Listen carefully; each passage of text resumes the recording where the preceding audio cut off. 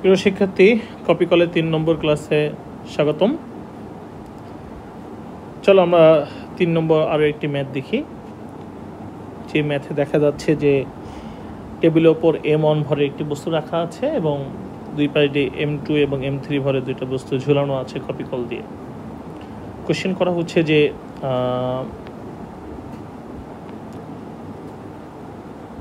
এক নম্বর কোশ্চেন হচ্ছে কার্যকর ত্বরণ কত। এটা হচ্ছে 1 নম্বর কোশ্চেন। এখন এবং 2 নম্বর কোশ্চেন হচ্ছে কোন দিকে, এবং 3 নম্বর কোশ্চেন হচ্ছে সুতার টান কত। চলো আমরা দেখি সমাধান। আমরা প্রত্যেকটা বস্তু নিয়ে একটু আলোচনা করি। M1 বস্তু না, চলো আমরা M1 নিয়ে আগে আলোচনা করি। M1 বস্তুর ওপর দেখি কি কি বল ক্রিয়াশীল আছে। মনোযোগ দেন।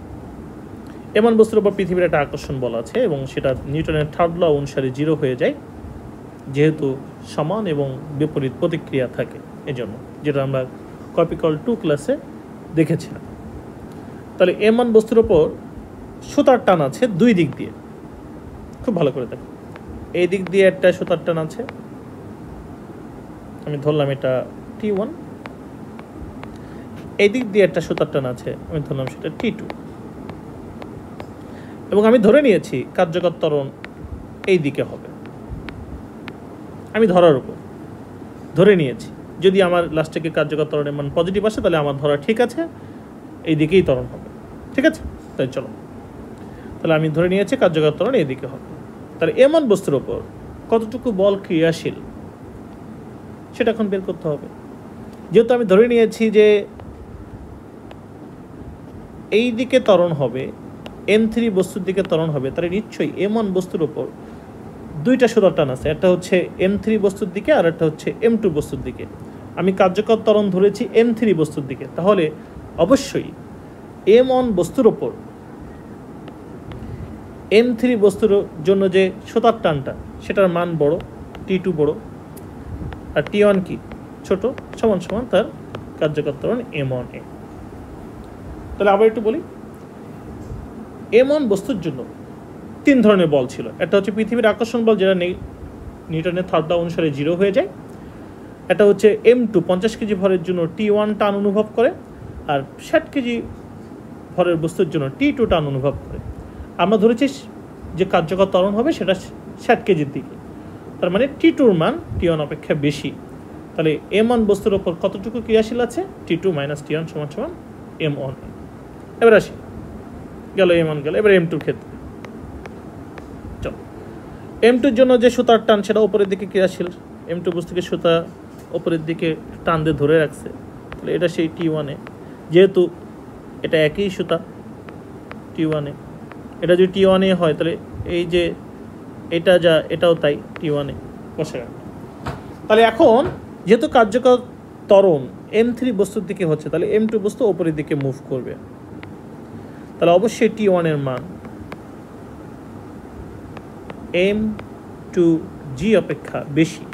তাহলে কার্যকর ত্বরণ যদি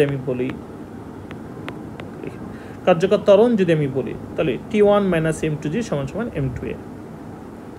এবার আসি M3 বস্তুর জন্য।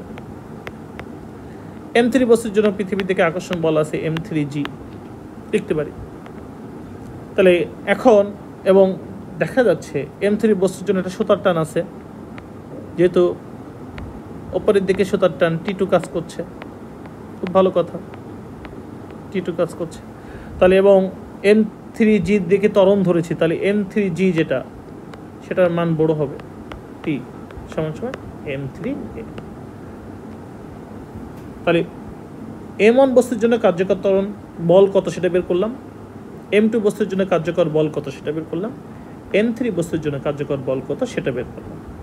সমীকরণ দিয়ে দিই, 1, 2 আর 3। তাহলে এখন 3টে সমীকরণ যদি আমি যোগ করি, তাহলে 1 + 2 + 3, দেখি কি আসে। তাহলে T2 minus T1 plus T1 minus M2G plus M3G minus, আমি এখানে M3 ক্ষেত্রে এটা হবে T2, আমি এখানে শুরু টি দিয়েছিলাম, হ্যাঁ টি মাইনাস T2 সমান সমান এ, প্রত্যেকটা এ কমন আসে, তাহলে এ M1 plus M2 plus M3। তাহলে এবার কি করতে পারি, আমরা দেখি কাটাকাটি যায় কি, T1 কাটা যায়, T2 কাটা যায়, তাহলে আলটিমেটলি থাকে কি, থাকে হচ্ছে অতএব এ সমান এই যে M3G প্লাস আছে M2G মাইনাস আছে, তাহলে M3G আমরা এখান থেকে G কমন নিই, তাহলে G সমান সমান M3 minus M2 divided by M1 plus M2 plus M3। তাহলে এটাই হচ্ছে আমাদের কার্যকর বলের সমীকরণ, কার্যকর ত্বরণের সমীকরণ। এটাই হচ্ছে আমাদের কার্যকর ত্বরণের সমীকরণ। কার ক্ষেত্রে? M3 বস্তুর ক্ষেত্রে। এবং এই মানটা যদি পজিটিভ আসে, তাহলে আমি বুঝবো আমার সূত্র ঠিক আছে, মানে আমার দিক সেটা যে দিকে আমি কার্যকর ত্বরণ ধরেছি সেই দিকেই হবে। ওকে, তাহলে আমার যদি এরকম আসে যে কার্যকর ত্বরণ কত হবে এই ধরনের অঙ্কের ক্ষেত্রে, তাহলে আমি ডিরেক্ট এই বস করা সূত্রটা লিখতে পারি। প্রত্যেকবার আমরা কার্যকর ত্বরণের যে সূত্রটা প্রমাণ করছি ওই সূত্র ডিরেক্ট লিখতে পারি, কোনো অসুবিধা হবে না। ওকে, তাহলে এখন যদি আমাকে বলা হয় যে M3-র জন্য টান কত, M1-এর জন্য টান কত, T1 কত, T2 কত, এটা বের করো, তাহলে আমরা কি এই যে 1 নং সমীকরণ, 2 নং সমীকরণ, 3 নং সমীকরণ যে ম্যাথগুলো যে টি বসাইছি সেখানে আমরা বসাই দিব, সুতার টান কত হবে সেটা বের করতে পারবো। বোঝা গিয়েছে? আর এখানে আমাদের এখন মান সবই তো দেওয়া আছে, M3 60 দেওয়া আছে, M2 50 দেওয়া আছে, M1 M2, তোমরা এখানে মান বের করো, মান বের করে এখন বলো কার্যকর ত্বরণ কত হবে, কোন দিকে হবে এবং সুতার টান কত হবে। আশা করি কপি কলের এই 3টে ভেরিয়েন্টের ম্যাথ তোমাদের লেভেলে এই 3টে ভেরিয়েন্টের বাইরে আসলে আসে না। এই 3টা ভেরিয়েন্টে কিন্তু আমরা যদি দেখি প্রথম থেকে এই 3টা ভেরিয়েন্টে কিন্তু ঘর্ষণ বলকে উপেক্ষা করা হয়েছে, ঘর্ষণ বলকে 0 ধরা হয়েছে, এবং ঘর্ষণ বলকে 0 ধরেই তোমাদের এই 3টা টাইপের কপি কল 1, 2, 3 ম্যাথ করা হয়েছে। এবং তোমাদের লেভেলে ঘর্ষণ বলকে 0 ধরেই ম্যাথ আসে। ঘর্ষণ বল আসলে সেখানে ইকুয়েশন জটিল হয় এবং সেটা তোমাদের জন্য কঠিন হয়ে যায়। তোমাদের লেভেলে এই যে ঘর্ষণ বলকে 0 ধরেই এই 3 রকমের ম্যাথই ঘুরে ফিরে আসে।